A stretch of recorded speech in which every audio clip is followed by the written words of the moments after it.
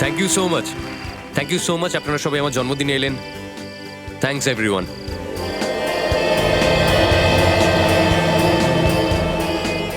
Happy birthday দাদা, very very happy birthday. তুমি খুব ভালো থেকো, আর প্রতিবার না এইরকমই পার্টি দেবে। Thank you so much my cutie pie sister. এই নে।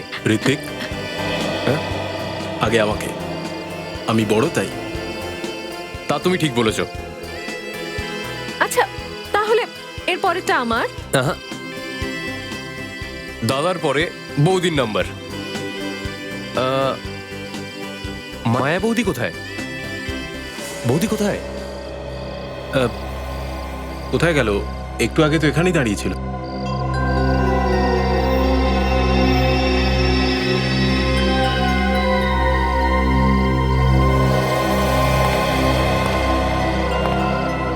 কোথায় মায়া? তোমাকে এখানে কেন রাখা হয়েছে? নজর দিতে পারলে না ওর দিকে? ম্যাম, ও এখানেই ছিল। ওর খিদে পেয়েছিল, তাই খাবার খেতে কাউন্টারের দিকে গিয়েছিল। আমি জানি না ও হঠাৎ করে কোথায় চলে গেল। যদি আমার ওয়াইফ কোথাও বাইরে যায় আর ওর যদি কিছু হয়, তাহলে দেখো আমি তোমার কি ব্যবস্থা করি। আরে দাদা, তুমি তো টেনশন করছো কেন? বৌদি তো এখানেই আছে। তুমি টেনশন করো না। মেরে ফেলেছে, ওকে মেরে ফেলেছে। অর্ণব, ওকে ওকে মেরে ফেলেছে। ওকে মেরে ফেলেছে। হ্যাঁ, ওকে মেরে ফেলেছে। মায়া, শান্ত হও। কে মেরেছে আর কাকে? অনুষ্কা ঋত্বিককে মেরে ফেলেছে। ও খুন করে দিয়েছে ঋত্বিককে। কি হয়েছে বৌদি? কি হয়েছে? তুমি? হ্যাঁ বৌদি, আমি তো বেঁচে আছি। ও লাশ ওখানে পড়ে আছে। আমি আমি সত্যি বলছি। মনে হচ্ছে ও শক পেয়েছে। ওর মানসিক অবস্থা এখন ঠিক নেই। অর্ণব, প্লিজ ওর মানসিক চিকিৎসা একটা ভালো ডাক্তার দিয়ে করাও। অর্ণব, অর্ণব, আমি একদম ঠিক আছি। আর অনুষ্কা মিথ্যে কথা বলছো কেন? আমি আমি নিজের চোখে দেখেছি তুমি ঋত্বিককে খুন করেছো।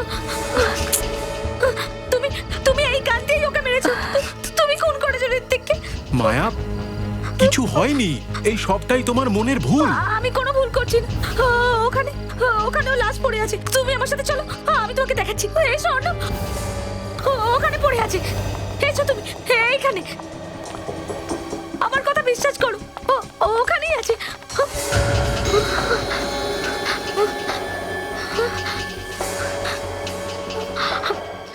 ওই লাশ এখানে ছিল।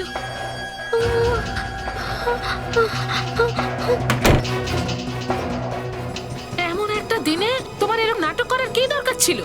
শেষমেশ তুমি এত লোকজনের সামনে আমাদের মান সম্মান মাটিতে মিশিয়ে দিয়েই ছাড়লে। এটাই তুমি চেয়েছিলে না? মা, বাদ দাও না। তুমি তো জানোই বৌদির মাথার অবস্থা। তুমি মরে গেছো। আমি দেখেছি তোমার তোমার লাশটা ওখানে পড়েছিল। তাহলে তোমার সামনে কি আত্মা দাঁড়িয়ে আছে? বৌদি, তোমার সারা মুখে রক্ত লেগেছিল। তোমাকে তোমাকে অনুষ্কা গুলি করেছিল। আমি দেখেছি। আমি আমি গুলি করেছি? হ্যাঁ, তুমি গুলি করেছিলে ঋত্বিককে। আমি নিজে দেখেছি। তারপর তুমি করিডোরে ছুটে পালিয়ে এলে। আমি তোমাকে ফলো করলাম, আর তোমার এই গানটা পড়েছিল। এই গানটা আমি নিজে তুলে নিয়েছি। কাম অন মায়া, আমি সবার সাথে বাইরে ছিলাম, তুমি তো দেখলে। তাহলে তাহলে আমি এখানে কি করে আসবো? মায়া দিদি, তুমি বিশ্রাম করো। এখানে কিচ্ছু হয়নি। হয়েছে, এখানে একটা লোকের খুন হয়েছে। অনুষ্কা ঋত্বিককে খুন করেছে, আমি দেখেছি। দাদা, তুমি বৌদিকে বাড়ি নিয়ে যাও। আর দাদা, বৌদির হাত থেকে বন্দুকটা নিয়ে নাও, না হলে কাউকে গুলি মেরে দিতে পারে। আমি কাউকে গুলি করিনি। গুলি করেছে অনুষ্কা। ও মেরেছে ঋত্বিককে। তোমরা আমার কথা কেন বিশ্বাস করছো না? মায়া, বন্দুকটা দাও। অনুষ্কা খুন বন্দুকটা করেছে। দাও।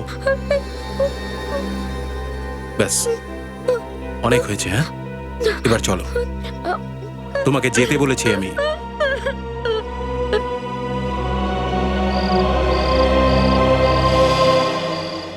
হয়েছে, এখানে একটা লোকের খুন হয়েছে।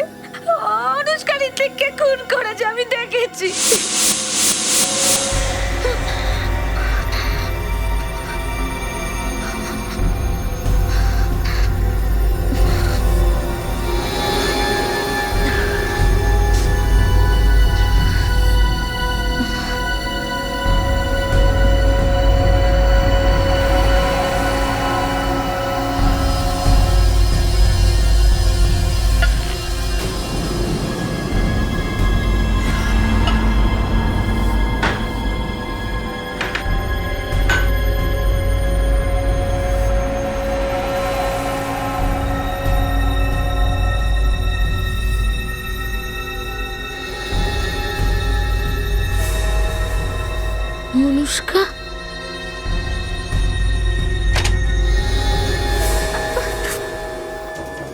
আমাকে খুন করতে দেখেছিলি না?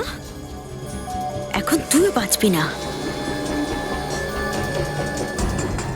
তোকেও মরতে হবে। কি হয়েছে মায়াদি?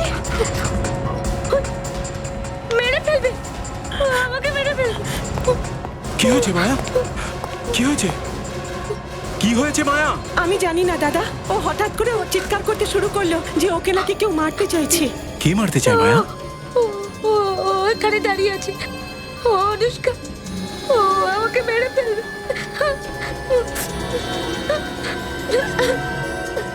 কেউই তো নেই ওখানে। ও ওখানেই দাঁড়িয়েছিল, ও আমাকে মেরে ফেলার হুমকি দিয়েছে। অর্ণব, তোমাকে আমি কতবার বলেছি যে তোমার বউয়ের মাথা খারাপ হয়ে গেছে, এখন ওকে বাড়িতে রাখা ঠিক না, ওকে হসপিটালে নিয়ে যাও। এটা তুমি কি বলছো মা? আরে কিছু হয়নি ওর, ঠিক হয়ে যাবে ও। এত দিনেও যখন ঠিক হয়নি, তাহলে এখন হঠাৎ করে ঠিক হয়ে যাবে? আমি মিথ্যে কথা বলছি না, আপনারা আমার কথা বিশ্বাস করুন। ও মেরে ফেলবে আমাকে, আমি মরতে চাই না। মায়া, এই ধারণাগুলো মন থেকে ঝেড়ে ফেলো আর এখন ঘুমিয়ে পড়ো। আর শোনো, মায়ের একটু খেয়াল রেখো।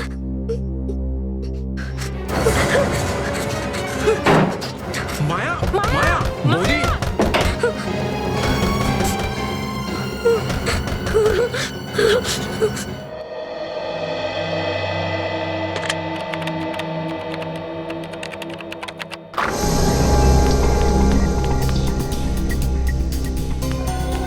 বাঁচান আমাকে, আমাকে বাঁচান প্লিজ। ও আমাকে মেরে ফেলবে, ও আমাকে প্রাণে মেরে ফেলবে, দেখো। প্লিজ বাঁচান আমাকে। দেখো, ভয় পেও না। এখন তুমি এখানে এসে গেছো, ভয় পেও না। তোমাকে কেউ কিচ্ছু করবে না। বসো, বসো। ও আমাকে মেরে ফেলবে, ও আমাকে মেরে ফেলবে। কি নাম তোমার? কে তুমি? মায়া। মায়া। আচ্ছা মায়া, বলো কে তোমাকে মারতে চাইছে? ও ও ও আমার বাড়ির বাইরে দাঁড়িয়ে ছিল, আর ওর হাতে একটা গান ছিল, ও আমাকে মেরে নিখিল, ফেলবে, একটু জল নিয়ে এসো তো। ও মেরে ফেলবে আমাকে। ওর হাতে গান ছিল অথচ ও তোমাকে মারলো না? আমি পালিয়ে এখানে চলে এসেছি। আচ্ছা মায়া, বলো কে এমন লোক যে তোমার দিকে বন্দুক তাক করে রেখেছে? ও ও অনুষ্কা, একটা খুন করে ফেলেছে ও, আর এবারও আমাকে মারতে চাইছে। অনুষ্কা? কাকে কাকে খুন করেছে অনুষ্কা? ওর বিজনেস পার্টনার ঋত্বিককে মেরে ফেলেছে ও। তুমি দেখেছো খুন হতে? তোমার চোখের সামনে হয়েছে খুন, আর তারপরেই খুনি তোমাকে মারার চেষ্টা করেছিল। স্যার, কিছু গন্ডগোল আছে। মায়া, শান্ত হয়ে বসো। এবার ডিটেলে আমাদের বলো, কি কি দেখেছো তুমি? ওই আমি ঋত্বিকের বার্থডে পার্টিতে গেছিলাম, আর একটা রিসর্টে। আমার শরীরটা ভালো ছিল না, আমার খুব ঘুম পাচ্ছিল, সেই জন্য আমি রুমে গিয়ে শুয়ে পড়ি।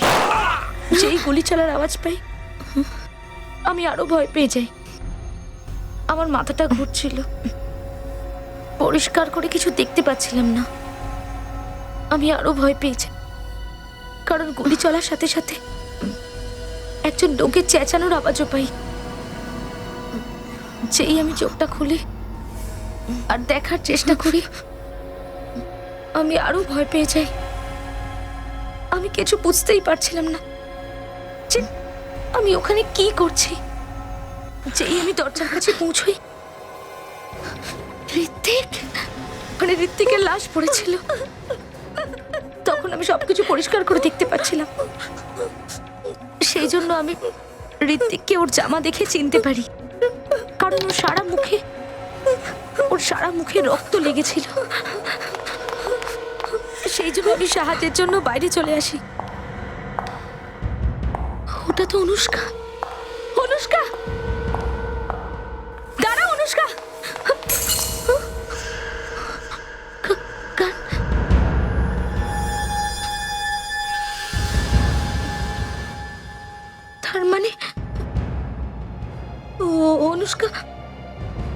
অনুষ্কা ঋতিককে খুন করেছে। অনুষ্কা, অনুষ্কা দাঁড়াও। আমি কিছুটা দূর পর্যন্ত ওকে ফলো করি, কিন্তু ও হঠাৎ করে কোথায় যেন হারিয়েছে।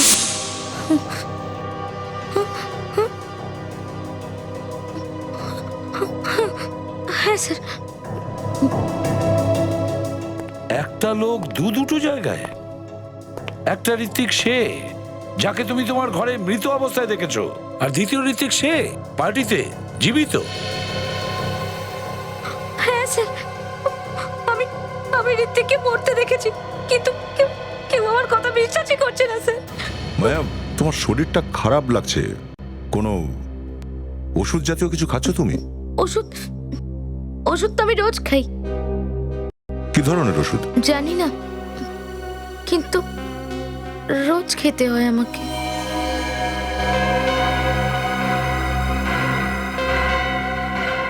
মা, আমরা তোমার বাড়ির লোকের সঙ্গে দেখা করব। তুমি একবারও ভেবেছো মায়া, তুমি একজন জীবিত মানুষের মৃত্যু রটিয়ে বেড়াচ্ছ? দেখো অর্ণব, মাকে ধমক দেওয়ার জন্য তোমাকে এখানে ডাকিনি। ওখানে একটা খুন হয়েছে, বুঝেছো? স্যার, যদি খুন হয়ে থাকতো তাহলে কি আমি কি দাঁড়িয়ে থাকতাম এখানে? স্যার, স্যার মায়ার মানসিক অবস্থা ঠিক নেই। এই দেখুন, আমার কাছে ডক্টরের রিপোর্টও আছে স্যার। স্যার, আমি মায়া দিদিকে ভেতরে নিয়ে যাব। ও এখানে বসে থাকলে আরো ঘাবড়ে যাবে। ঠিক আছে, ওকে নিয়ে যাও। কাজল, ওকে খেয়াল রেখো। চলো।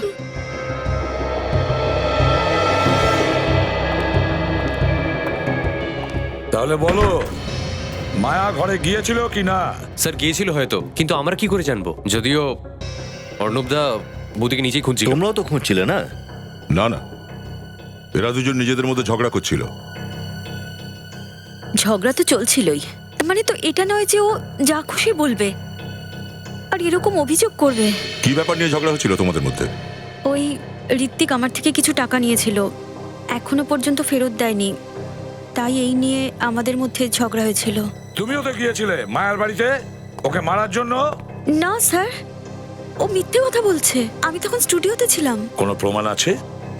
হ্যাঁ স্যার, সাক্ষীও আছে, প্রমাণও। আপনি চাইলে আমি আপনার সাথে কথা বলাতে পারি। ঠিক আছে, প্রমাণও দেখে নেব। এটা বলো, এই বন্দুকটা মায়ার কাছে কিভাবে আসলো? কি হলো, তিনজনের মুখ বন্ধ কেন? মায়া সত্যি বলছে না তো? খুন হয়েছে ওখানে, ঋত্বিক না হলে অন্য কারোর হয়েছে। স্যার, আমি মেনে নিচ্ছি যে মায়ের হাতে বন্দুক ছিল স্যার, কিন্তু ওই ঘরে যদি কারোর খুন হয়ে থাকতো তাহলে অন্তত সেখানে একটা লাশ তো থাকতো, বা হয়তো ঘরের কোথাও না কোথাও রক্তের দাগ তো থাকতো স্যার। ঠিক আছে, এবারের মতো আমি তিনজনকে ছেড়ে দিচ্ছি, কিন্তু খেয়াল রাখবে যদি দরকার পড়ে আবার কিন্তু ডেকে নেব। হ্যাঁ স্যার। যেতে পারো তোমরা।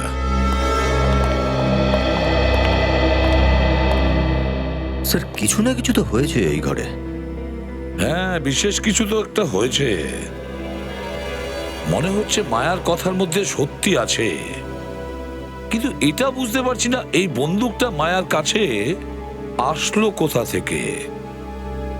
স্যার, মায়া বলছিল যে ও গুলি চালানোর আওয়াজ শুনেছে। এই গানে তো সাইলেন্সার লাগানো, তাহলে আওয়াজ শুনলো কি করে? স্যার, মনে হচ্ছে দুবার গুলি চলেছে। একবার সাইলেন্সার লাগিয়ে, আরেকবার চলেছে সাইলেন্সার ছাড়া। মেনে নিলাম সচিন, কিন্তু প্রথম গুলিটা কোন বন্দুক থেকে গেছে? সাইলেন্সার লাগানো গান থেকে নাকি সাইলেন্সার ছাড়া গান থেকে? ওখানে যা কিছু হয়েছে ওই হোটেলের রুমে গেলেই জানা যাবে।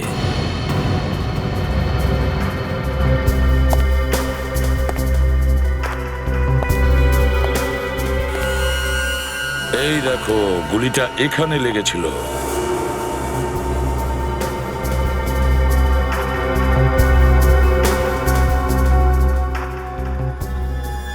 ওখানেও বেপরোয়া গুলি চালানো হয়েছে সচিন। কিন্তু স্যার, মায়া বলছিল যে ও একটাই গুলির আওয়াজ শুনেছিল, বাকি গুলির আওয়াজ শুনলো না কেন? সেটাই তো। তাছাড়া এত বড় রিসোর্ট, এতগুলো লোক কাজ করে, তারপরে কেউ জানতে পারেনি কেন যে এখানে গুলি চালানো হয়েছে, একটা খুন হয়েছে? কে? স্যার, না রুমে কোনো লাশ পাওয়া গেছে, না রক্তের দাগ। তাহলে কি মেয়েটা মিথ্যা কথা বলছে? হ্যাঁ, মেয়েটা তার নিজের চোখে দেখেছে খুন হচ্ছে। তাহলে স্যার, মহিলা পাগল মনে হচ্ছিল, সারা হোটেলে ঘুরছিল হাতে বন্দুক নিয়ে। আমরা তো ভয় পেয়ে গিয়েছিলাম। বাইরে গিয়ে দাঁড়াও। স্যার, মায়া তো এটাও বলছিল যে লাশ দরজার সামনে ওইখানটায় পড়েছিল, আর দরজা তো বন্ধ ছিল। তাহলে খুনি গুলিটা চালালো কোথা দিয়ে? সচিন, মায়া এটাও বলেছিল যে ও দরজা খুলে বাইরে গেছে। তার মানে একটাই দাঁড়ায় যে খুনি এইদিকে দরজার বাইরে দাঁড়িয়েছিল। যদি খুনি বাইরে দাঁড়িয়েছিল তাহলে গুলিটা কিভাবে চালালো? স্যার, এই দেখুন স্যার, অদ্ভুত দেখতে কাঁচের টুকরো স্যার, বিছানার তলায় পেয়েছি। সত্যিই একটা অদ্ভুত টুকরো। এটা না তো কোনো টিউবলাইট বা বাল্বের টুকরো, না তো কোনো ফটো ফ্রেমের। ম্যাগনিফাইং গ্লাসটা দাও। এটা তো কনভেক্স লেন্সের টুকরো। কনভেক্স লেন্সের টুকরো। কনভেক্স লেন্স তো দরজার এই পজিশনে লাগানো হয়। কিন্তু স্যার, দরজা তো দেখে মনে হচ্ছে না যে ওটাকে চেঞ্জ করা হয়েছে। হ্যাঁ,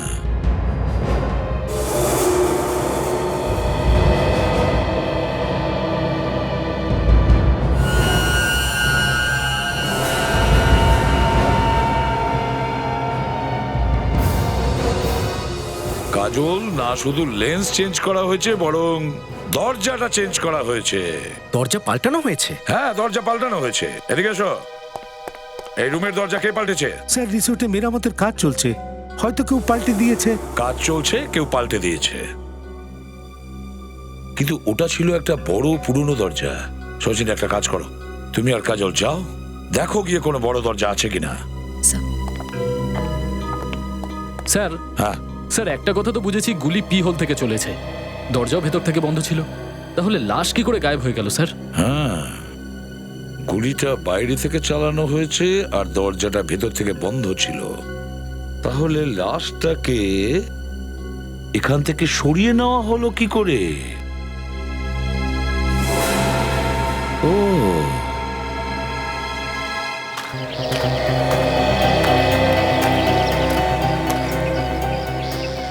নিখিল, খুনি মনে হয় এখান থেকে লাশটাকে নিয়ে গেছে। এখান দিয়ে এই জানলার রাস্তা দিয়ে নিয়ে গেছে। কারণ কি, মেইন দরজা দিয়ে নিয়ে গেলে কেউ না কেউ তো ওকে দেখে ফেলতো। হ্যাঁ স্যার, যদি আহত হয়ে থাকে তাহলে এদিক দিয়েই গেছে। সিকিউরিটি, শোনো। ছিলাম স্যার। কাল রাতে যে বার্থডে পার্টি হয়েছিল, হ্যাঁ। ওই সময় তোমরা দুজন ডিউটিতে ছিলে?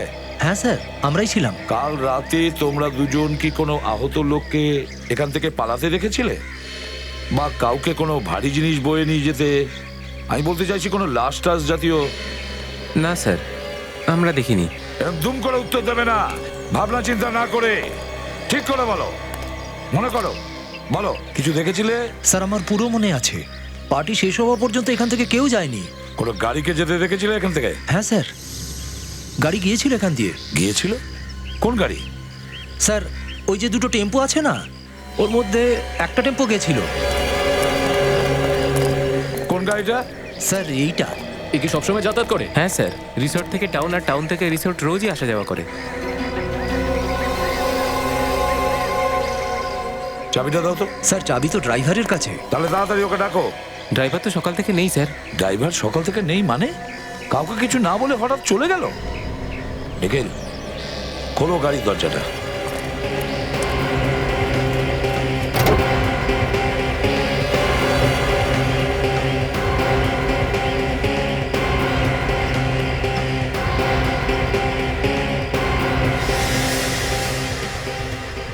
গাড়িটা তো একদম পরিষ্কার পরিচ্ছন্ন।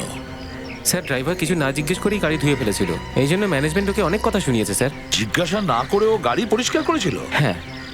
যদি আঙ্গুলের ছাপ, রক্ত লেগে থাকে তাহলে সেটাও মুছে গেছে।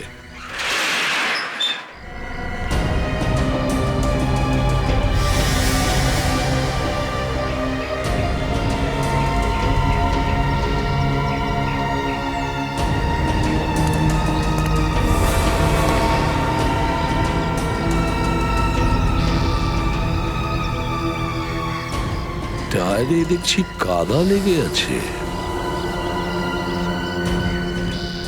এটা কোথা থেকে আসলো?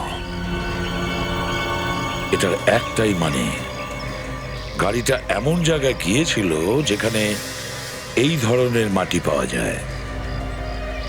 দেখেন স্যার, এই মাটিটা তোলো। স্যার,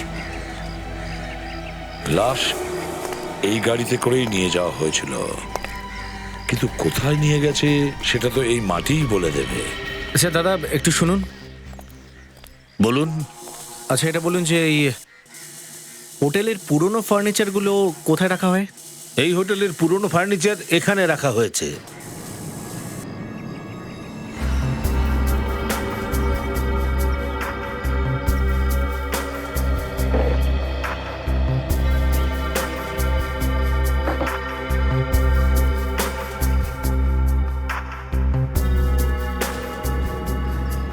কাজল, মনে হয় দরজাটা এটার পেছনে। একটু হাত লাগাও। আস্তে।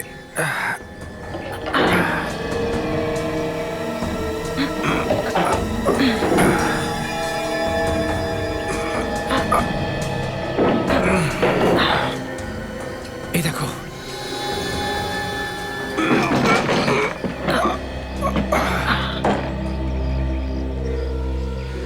মনে হচ্ছে কাজল এটা সেই দরজা। হ্যাঁ, আর দরজাটার এটাও তো ভাঙা। তার মানে হলো কাজল গুলি এখান দিয়েই চালানো হয়েছে। দয়া, এই যে 3টে গুলি আমরা রিসোর্টের রুমে পেয়েছি, ওগুলো ওই গান থেকে চালানো হয়েছে যেটা মায়ার কাছে ছিল। ফরেন্সিক রিপোর্টও তাই বলছে। তার মানে স্যার এই 3টে গুলি সাইলেন্সার লাগানো গান থেকেই চালানো হয়েছিল, সেই জন্যই মায়া গুলি চালানোর শব্দ পায়নি। কিন্তু স্যার যে গুটার আওয়াজ মায়া শুনেছিল সেটার কি হলো?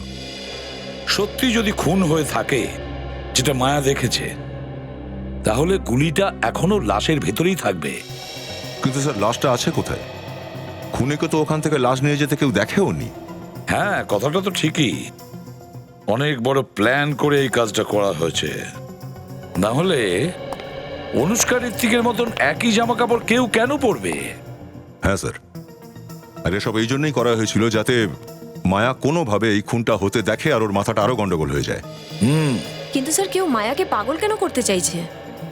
কোনো না কোনো কারণ তো নিশ্চয়ই আছে, কোনো কারণ তো থাকবেই। আরো একটা কথা স্যার, এগুলো যদি সবই একটা প্ল্যানের অঙ্গ হয়ে থাকে তাহলে যে লোকটা মারা গেছে সে নিশ্চয়ই জানতো না যে তার মৃত্যুটা সামনেই। সে মনে হচ্ছে কোনো ছোটখাটো অ্যাক্টর যে এটাতে ফেঁসে গেছে। হ্যাঁ বেচারা। এই খুনি ওকে মিথ্যে কথা বলে বোকা বানিয়ে নিয়েছিল স্যার। ওকে বোঝানো হয়েছিল কোনো নাটক করতে হবে যাতে ঋত্বিকের পোশাক পরতে হবে, তারপর সত্যি সত্যি গুলি করেছে ওকে। কিন্তু স্যার, একটা কথা এখনো আমার মাথায় ঢুকলো না, ওই লোকটা কি সত্যিই মারা গেছে নাকি শুধুমাত্র আহত হয়েছে? আরো একটা কথা, ওই মেয়েটা যে অনুষ্কার ড্রেসটা পরেছিল, ওই ড্রেসটা পেলো কিভাবে? অনুষ্কা তো একই রকমের দুটো ড্রেস বানাতে যাবে না পরার জন্য। এই অনুষ্কাকেই জিজ্ঞাসা করতে হবে যে ওই ড্রেস ও কোথা থেকে বানিয়েছিল। সেখান থেকেই জানতে পারবো কে সেই তৃতীয় মেয়েটি যে একই রকমের ড্রেস বানিয়েছিল। ওই খুনি হবে দয়া, ওই হবে খুনি। বস দরজাটাকে তো একদম পরিষ্কার পরিচ্ছন্ন করে রেখে দিয়েছে। খুবই চালাক ধরনের খুনি, ফিঙ্গারপ্রিন্টকে একদম পরিষ্কার করে রেখেছে। শালুকে গুলি এখান থেকে চালানো হয়েছে তো? হ্যাঁ, গুলি পিপল দিয়েই ছোড়া হয়েছে। আর দরজায় কোনো রক্ত পেলে? না, দরজার উপর কোনো রক্ত ছিল না। কেউ কি সেটাও পরিষ্কার করে দিয়েছে? খুনটা বেশ প্ল্যানিং করেই করেছে, রক্তের দাগে মুছে দিয়েছে। আরে ফ্রেডি, দরজায় রক্ত থাকবে তবে তো সাফ করবে না। রক্ত ছিলই না দরজাতে। এইবার কিন্তু আমার মাথা একদম ঘুরে যাবে স্যার। গুলি চললো, খুন হলো, অথচ রক্ত বেরোলো না। আরে ভাই, গুলি চললে তো রক্ত বেরোবেই। আরে তাহলে স্যার, রক্ত কি তাহলে আকাশে উড়ে গেল? আচ্ছা, যদি কারোর গুলি লেগে থাকে তাহলে একটু হলেও তো রক্ত ছড়াবে।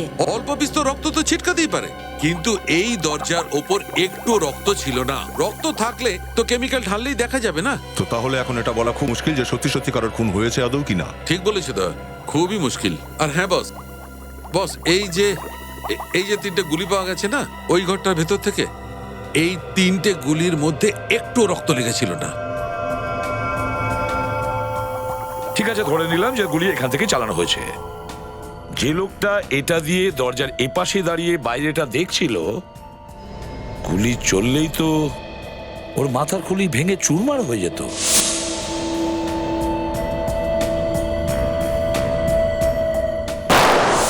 স্যার এটাও তো হতে পারে যে মাথার খুলি আদৌ ভেঙে চুরে যায়নি, গুলি এখনো ওর মাথার মধ্যেই রয়েছে, যার গুলিটা লেগেছে। হতে পারে, সেটা হতেই পারে। স্যার, যে মাটি আপনারা টেম্পোর টায়ার থেকে পেয়েছেন সেটা সমুদ্রের বালিয়াড়ির মাটি। ওটার থেকে আমি ছোট ছোট পাথরের টুকরো আর সি শেলস পেয়েছি, যেটা সাধারণত বিচের ধারে পাওয়া যায়। এটার একটাই মানে দাঁড়ায় দয়া, খুনি লাশটাকে টেম্পোতে রাখে আর সমুদ্রের ধারে লাশটাকে নিয়ে যায়। রিসোর্টের আশেপাশে যতগুলো বিচ আছে লাশ ওখানেই পাওয়া যাবে।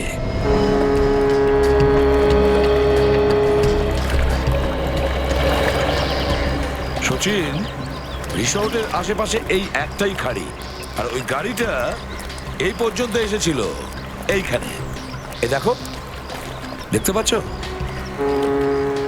এই দেখো, এখান থেকেই শামুকের গুঁড়ো গুঁড়ো টুকরো আর পাথরের টুকরো যেগুলো টায়ারে আটকে ছিল। কিন্তু এই খাড়ি তো স্যার রিসর্ট আর টাউনের মাঝে পড়েই না, এই রুটটাই তো পুরো আলাদা স্যার। সচিন, রুটটা আলাদা হলেও গাড়ি এখানেই এসেছিল, এখানে এসেছিল, তাও লাশটা ফেলার জন্য। তাহলে তো জলে লাশ ফেলে দিয়েছে স্যার, আর এতক্ষণে তো মাছ খেয়েও ফেলেছে হয়তো। তাও সচিন, চারপাশটা একটু চোখ বুলিয়ে নি, কিছু তো নিশ্চয়ই পাবো, তাই না? চলো কাজে লেগে পড়ি।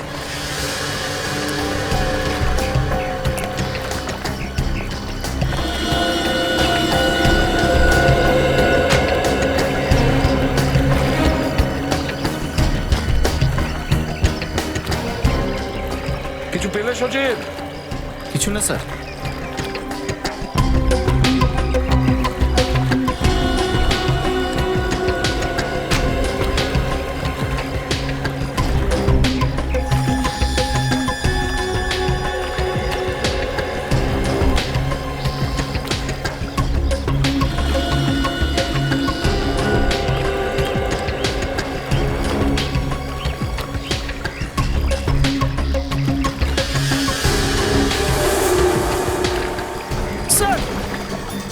হ্যাঁ বলো।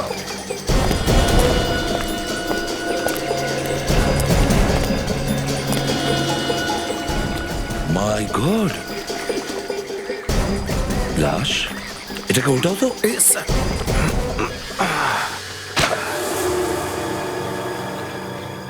স্যার, এটা ওই লাশটাই নয় তো? সচিন, এটা সেই লাশ। একে রিসোর্টে মেরেছে আর এখানে এনে পুড়িয়েছে, তারপর ওর গাড়িটাকে খুব ভালো করে ধুয়ে রিসোর্টে নিয়ে গিয়ে দাঁড় করিয়ে দিয়েছে।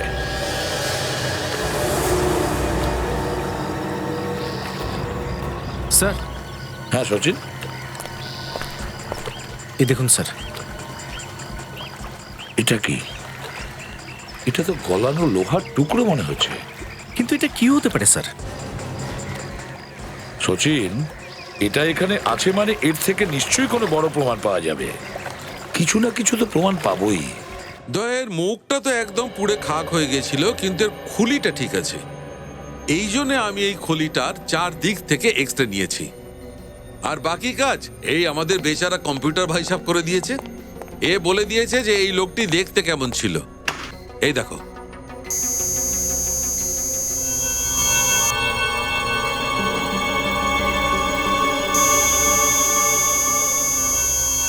বাঁচা গেল।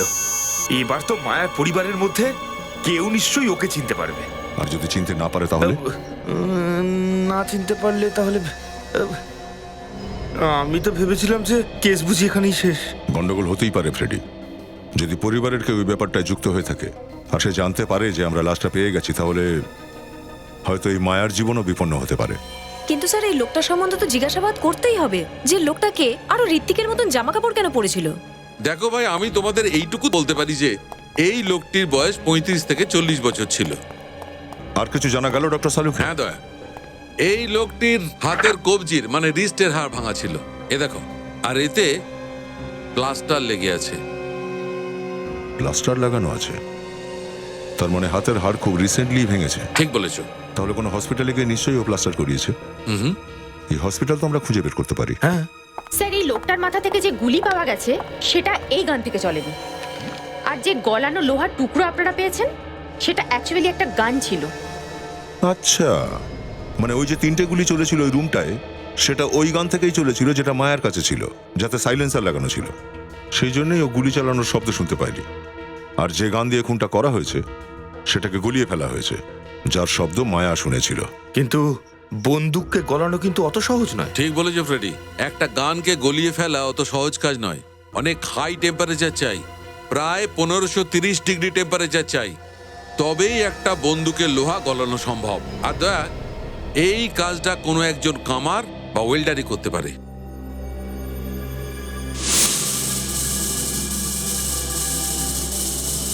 স্যার, একজন ওয়েল্ডার রিসর্টে গ্রিলের কাজ করছিল, হতে পারে এই কাজটা ওই করেছে। হ্যাঁ নিখিল, গুড, তুমি ঠিক বলছো তো? ঠিক আছে। কি হলো স্যার? অনুষ্কা যে পোশাকটা পরেছিল ঠিক সেই রকম পোশাক কোনো একটা লোক বানিয়েছিল। প্রথমে এই ওয়েল্ডারটাকে ধরতে হবে, ওর মুখটা খোলানো দরকার।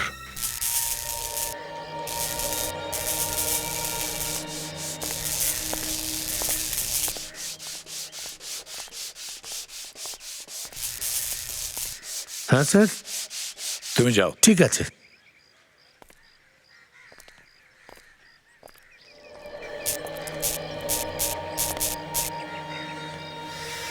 আরে স্যার, আপনারা খুনিকে ধরতে পেরেছেন? না, এখনো জানতে পারিনি, তবে খুব তাড়াতাড়ি জানতে পারবো।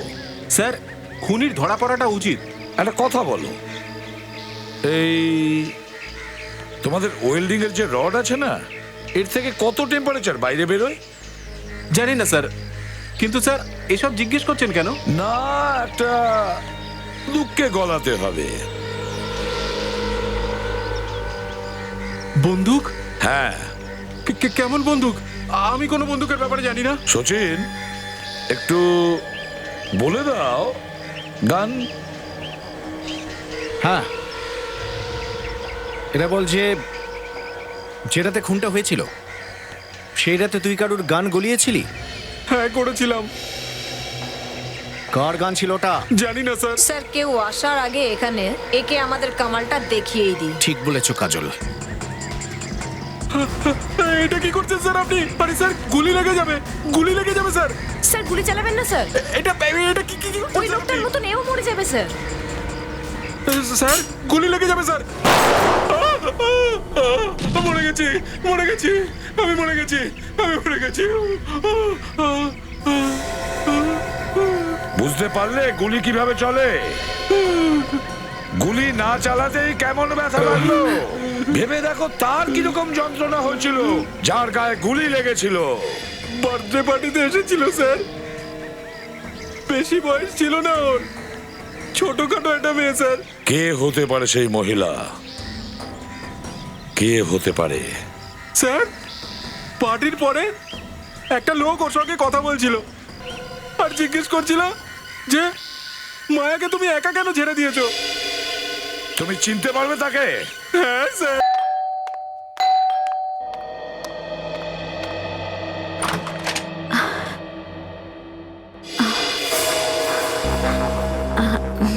স্যার, আপনারা এখানে আমার বাড়িতে? কেন, আমাদের এখানে আসা বারণ নাকি? না স্যার, সেরকম কোনো ব্যাপার না। আপনারা হঠাৎ করে চলে এলেন। স্যার, কিছু জানতে পেরেছেন ওই রাতে কার খুন হয়েছিল আর কে করেছিল? ঘাবড়িও না অনুষ্কা, আমরা এই কথাটা জানতে পেরেছি যে তোমার মতো পোশাক কে নিয়ে এসেছিল। কে আমার বিরুদ্ধে ষড়যন্ত্র করছে? আপনি প্লিজ নামটা বলুন। রিল্যাক্স, ঠিক জানতে পারবে তুমি। ও এখানেই থাকে, এই বাড়িতেই। আমার বাড়িতে? হ্যাঁ, আর ওর কি সাহস দেখো, এখানে এই বাড়িতে থেকেই ও মায়াকে পাগল প্রতিপন্ন করার চেষ্টা করছে, আর তুমি কিছু জানতে পারোনি। না না, এটা কি করে হবে? একে চেনেন? জ্ঞান? হ্যাঁ, জ্ঞান।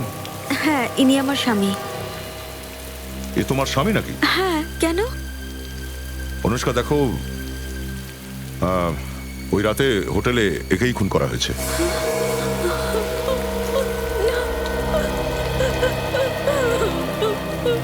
কিন্তু এ কথা কথাটা তুমি কি করে জানতে না যে সে রাতে ওই বার্থডে পার্টিতে তোমার স্বামীও? এটা কি করে হতে পারে? ও তো ওখানে ছিলই না। ও তো এক সপ্তাহ আগে ইউএস গিয়েছিল। মানে ওই ইউএসএ তে যায়নি, আসলে ওই প্ল্যানের সঙ্গেই যুক্ত ছিল, কিন্তু ও ভাবতেও পারেনি যে এত কিছুর মধ্যে ও নিজেই মারা যাবে। জ্ঞানের বন্ধুদের অ্যাড্রেস বা টেলিফোন নাম্বার জানো কি তুমি? তাহলে আমাদের দাও সেগুলো। হ্যাঁ স্যার, আমি ওর খুনিকে খুঁজে পাওয়ার জন্য অবশ্যই সাহায্য করব। স্যার, দেখে খুব সৎ মনে হচ্ছিল।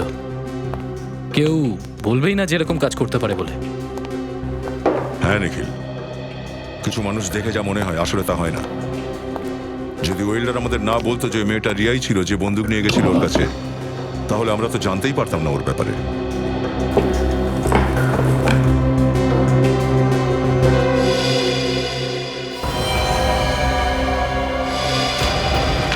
রিয়া দেখছি কোনো একটা ডাক্তারের কাছে যেত না, আলাদা আলাদা ডাক্তারের কাছে গিয়ে আলাদা আলাদা ওষুধ লিখিয়ে নিয়ে আসতো। অনেকগুলো প্রেসক্রিপশন রাখা আছে এখানে,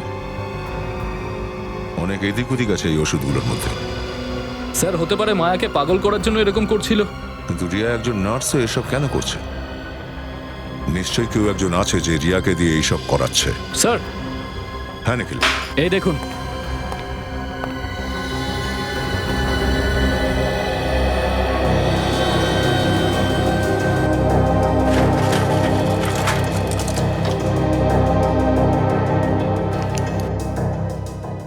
ওষুধের তো নাম লেখা নেই। স্যার, অনেকগুলো ইঞ্জেকশনও আছে দেখছি। হতে পারে ওষুধগুলো নকল। এই নার্সরা দেখছি মানুষকে বাঁচানোর কাজ কম করেছে, তাদের মারার দিকেই মন বেশি দিয়েছে। হ্যাঁ সচিন, রিয়ার মোবাইলের ব্যাপারে জানতে পারলে? লোকেশন কোথায় আছে ওটার? না, জানতে পারোনি এখনো? আচ্ছা, এটা জানতে পারলে কার সাথে বেশি কথা বলতো? হ্যাঁ হ্যাঁ, কি নামটা কি ওর? জ্ঞান? ঠিক আছে, এই জ্ঞানের ঠিকানাটা বের করো। নিখিল। স্যার। এই সব ওষুধ তুলে নাও। Okay sir. এই ওষুধ আমাদের জন্য প্রমাণের কাজ করবে। সত্যি বলছো তো? তুমি কিছু জানো না যে জ্ঞান কেন হোটেলের রুমে ছিল?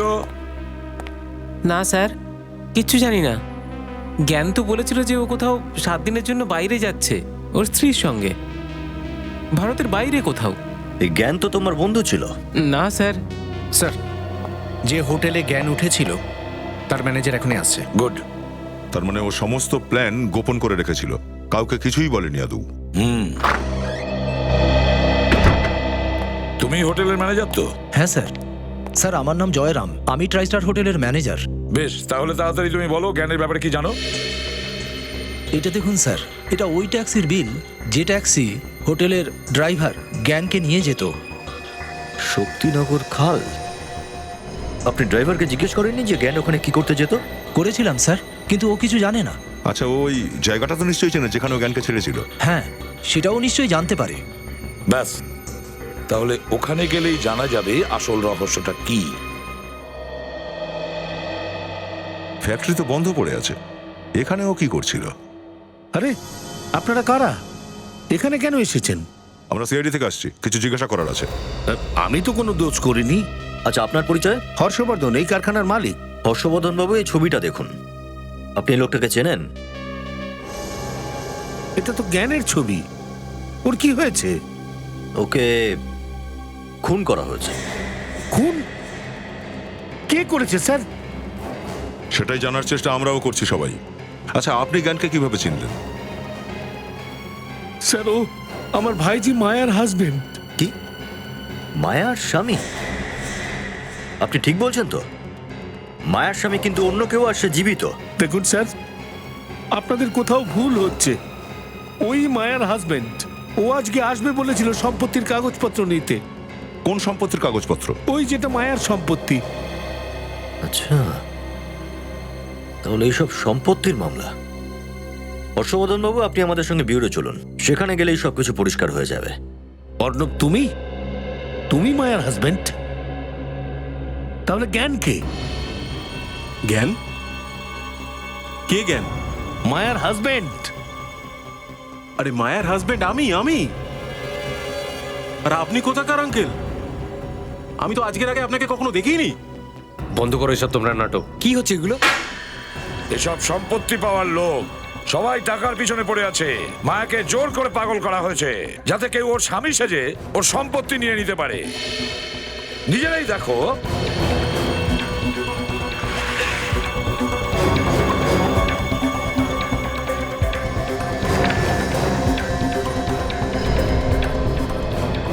এটা তো বৌদির উইল।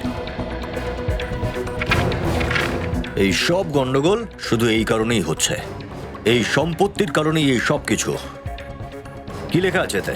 কিন্তু স্যার মায়া এ ব্যাপারে আমাকে কখনোই কিছু বলেনি। আমাকে আমার উকিলই এসব বলেছে।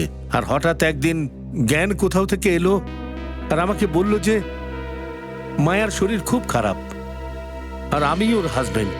আর কেউ আছে মায়ার পরিবারে? মায়া আর ওর খুড়তুতো বোন মীনাক্ষী ছাড়া আর কেউ নেই ওদের পরিবারে। আর মীনাক্ষী বেশ কয়েক বছর আগে জলে ডুবে মারা গেছে। আর আমি ওদের দুঃসম্পর্কের কাকা। তো এই সব কিছু করে ফায়দা কার হওয়ার কথা ছিল? আর কার স্যার? মায়ার। মীনাক্ষী তো মারা গেছে। মীনাক্ষীর লাশ কি পাওয়া গেছে? সেটা আমি জানি না স্যার। হতে পারে মীনাক্ষী এখনো বেঁচে আছে আর ও সম্পত্তির জন্য এই সমস্ত করছে। কিন্তু স্যার কেউ তো মাঝখানে নিশ্চয়ই আছে যে মায়াকেও চেনে আর মীনাক্ষীকেও চেনে। হ্যাঁ, কেউ না কেউ তো নিশ্চয়ই আছে দয়া, যে এইসব ফন্দিগুলো এঁটেছে। স্যার এদের দুজনকে অ্যারেস্ট করে নি, এরাই বলে দেবে আমাদের। কিন্তু আমাদের কেন? স্যার আমরা কি করেছি? জ্ঞানকে খুন আর মায়াকে ড্রাগ দিয়ে তোমরা পাগল করে দিয়েছো। কার কথায় তোমরা এসব করেছো? সাহেব, মানুষ যদি স্বপ্নেও টাকা পয়সা দেখে না, তাহলেও তার মুখ থেকে লালা ঝরতে থাকে।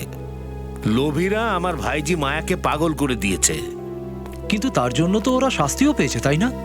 শাস্তি তো অবশ্যই পেয়েছে উকিল সাহেব। তার অর্থ তো এটা নয় যে মায়া ঠিক হয়ে যাবে। আপনি ঠিকই বলছেন স্যার, সেটা একটু মুশকিল আছে। এখন তো উকিল সাহেব এই বন্ধ কারখানাটাই আমার সম্পত্তির মধ্যে বেঁচে আছে। এটাকেও বিক্রি করে আমি সমস্ত টাকা ট্রাস্টে জমা করিয়ে দেব। You are right sir. আপনার তো আর সেরকম কোনো আত্মীয়ও নেই যাকে এই সম্পত্তির ভাগ দিতে পারবেন। আছে,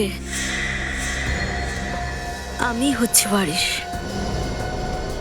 কে তুমি? আমি মীনাক্ষী, মায়ার বোন, যাকে আপনারা মৃত বলে ভেবেছিলেন। মীনাক্ষী? মীনাক্ষী, তুমি এখানে কি করে এলে? তুমি তো অনেক বছর আগে জলে ডুবে মারা গেছো। কাকা, এটা আমার মেডিকেল রিপোর্ট।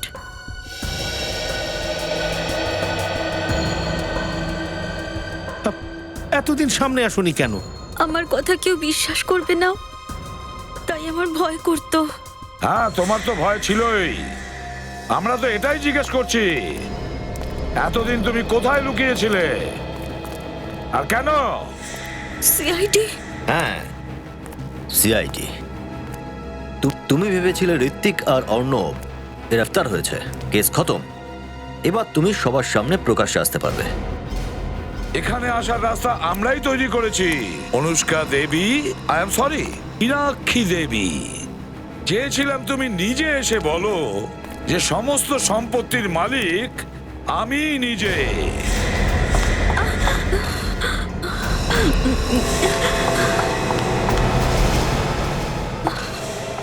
সিআইডি থেকে বেশি জোরে তুমি পালাতে পারবে না অনুষ্কা। আর এই বন্দুক থেকে বেরোনো গুলি, তার থেকে জোরে তুমি পালাতেই পারবে না। গুলি কতটা স্পিডে বেরোয় জানো তুমি?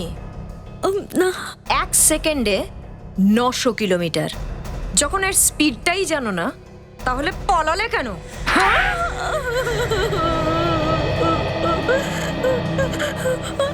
আমি কোনোভাবে সম্পত্তি হারাতে চাইছিলাম না। সম্পত্তির কথা ভাবলেই আমার মাথা খারাপ হয়ে যেত। তোমার স্বামী জ্ঞান এতে জড়িত ছিল? না স্যার, ও তো শুধুমাত্র আমার নামেই স্বামী ছিল, ছিল তো আমার গোলাম। শুনলে নিজের স্বামী সম্বন্ধে কি বলছে? একটা সময় ছিল যখন মেয়েরা নিজের স্বামীকে ভগবান মনে করতো স্যার। আরে তুমি তোমার স্বামীকে ঋত্বিকের জামা কাপড় পরিয়েছিলে আর তারপর ওকে গুলি করেছো। ও বেচারা বুঝতেও পারেনি যে মৃত্যু কখন এসে চলে গেল। অর্ধেক সম্পত্তি তো তুমি এমনি পেয়ে যেতে, তাহলে ওই বেচারি মায়াকে পাগল বানানোর কি দরকার ছিল? আমার পুরো সম্পত্তি দরকার ছিল। অর্ধেক সম্পত্তিও তো কোটি টাকার ছিল। ছোটবেলায় আমার বাবা মা মারা গিয়েছিল, আমাকে সবাই ঘৃণা করত, সবাই মায়াকেই ভালোবাসতো, আর এইসব দেখে আমি শুধু কান্নাকাটি করতাম। তাই বলে তুমি মায়াকে পাগল বানিয়ে দেবে? তার উপর তুমি তোমার নিজের স্বামীকেও খুন করলে। এবার সারা জীবন জেলে পচে মরবে, ফাঁসির হুকুম হওয়ার আগে।